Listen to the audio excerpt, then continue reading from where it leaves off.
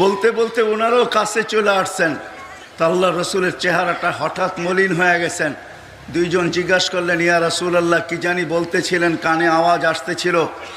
বলছে, তোমরা দুইজন আমার বয়স্ক উম্মতদের জান্নাতের সর্দার হবে। তো বলছে, এটা তো খুশির কথা ছিল, চেহারাটা মলিন হলো কেন?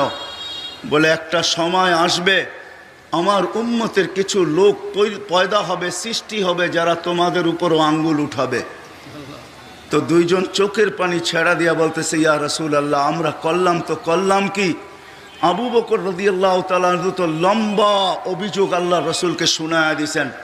ইয়া রাসূলুল্লাহ, 13টা দোকান তো ছিল, সবই তো আপনার জন্য, আপনার উম্মতের জন্য বিলীন করে দিলাম। সালার চটকি আমার গায়ে ওঠে নাই, আপনার উম্মত আমাদের উপরে আঙ্গুল উঠাবে তো উঠাবে কেন? তো আল্লাহ রসুলকে দুইজন জিজ্ঞাসা করছে, ইয়া রাসূলুল্লাহ, আমাদেরকে কেউ ভালোবাসবে? তো বলছে, হ্যাঁ অবশ্যই, আমার উম্মতের অনেক লোকই তোমাদেরকে ভালোবাসবে, কিন্তু আমি তোমাদের কাছে বলতে চাই, তোমরা আমার ওই উম্মতদেরকে কি দিবে যারা তোমাদেরকে ভালোবাসবে?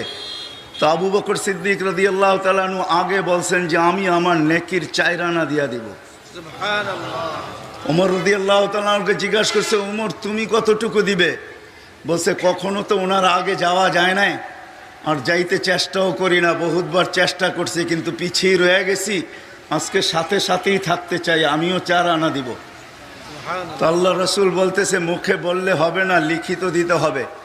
তো দুইজনে লিখতে ছিলেন, জিবরিল আলাইহিস সালাম চলে আসছে, আল্লাহ রসুলকে সালাম দিছেন। আল্লাহ রসুল জিজ্ঞাসা করছেন, এই মুহূর্তে আপনি? বলে, আল্লাহ কাগজ নিয়ে যেতে বলছেন, কিয়ামতের দিন আপনার উম্মতের পক্ষে আল্লাহ এটাকে ব্যবহার করবেন, প্রতিফলিত করবেন, বাস্তবায়ন করবেন।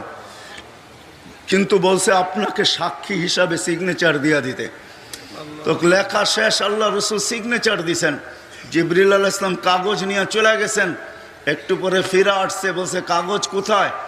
বলে, ওটা আল্লাহ নিজের কাছে রেখা দিয়েছেন।